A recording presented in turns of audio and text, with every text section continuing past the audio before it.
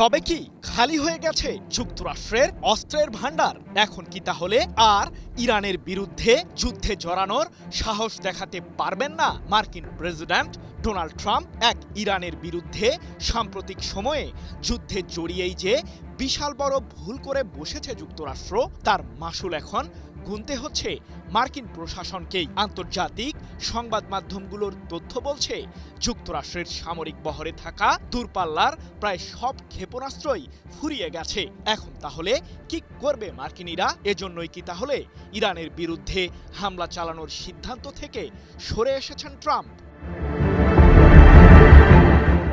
সাম্প্রতিক সময়ে মধ্যপ্রাচ্যের জলসীমায় ৩টি বিমানবাহী রণতরী মোতায়েন করে ইরানের বিরুদ্ধে উত্তাপ ছড়ায় মার্কিন কেন্দ্রীয় কমান্ড, যেই বহরে ছিল ২ শতাধিক যুদ্ধ বিমানও। ট্রাম্প ভেবেছিলেন সর্বোচ্চ সামরিক শক্তি প্রয়োগ করে ইরানকে সহজেই বাগে আনতে পারবে যুক্তরাষ্ট্র, কিন্তু তার ধারণাকেই ভুল প্রমাণিত করেছে তেহরান।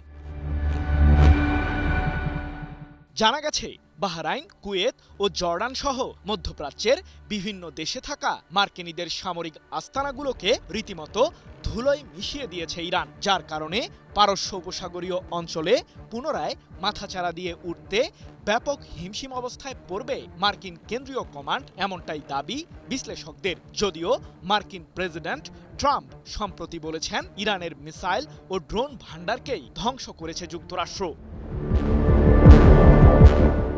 তবে ইরানের সর্বোচ্চ প্রতিরক্ষা বাহিনী আইআরজিসি জানিয়ে দিয়েছে, যুদ্ধের মাঝেও সমরাস্ত্র তৈরিতে একটুকুও ছাড় দেয়নি তেহরান। মার্কিনীদের বিরুদ্ধে পুনরায় লড়তে যথেষ্ট সামর্থ্য আছে ইরানের সামরিক বাহিনীর। এমন প্রেক্ষাপটের মধ্যে অবশ্য যুক্তরাষ্ট্রের অস্ত্র ভান্ডারকে ঘিরেই ফাঁস হয়েছে চাঞ্চল্যকর তথ্য।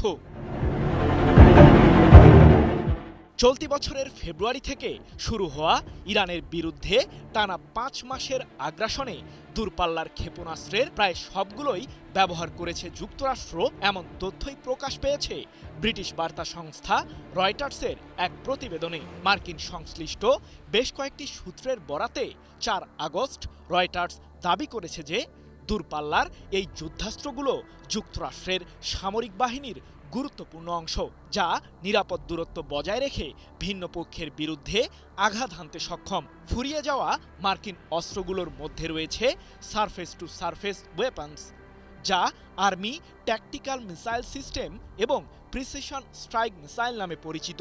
এসব অস্ত্রের প্রায় সবগুলোই সাম্প্রতিক যুদ্ধে ইরানের বিরুদ্ধে ব্যবহার করেছে মার্কিন কেন্দ্রীয় কমান্ড। ফলে ভবিষ্যতের যে কোনো সংঘাতে সামরিক বাহিনীর প্রস্তুতিকে ঘিরে উদ্বেগ বেড়েছে যুক্তরাষ্ট্রের।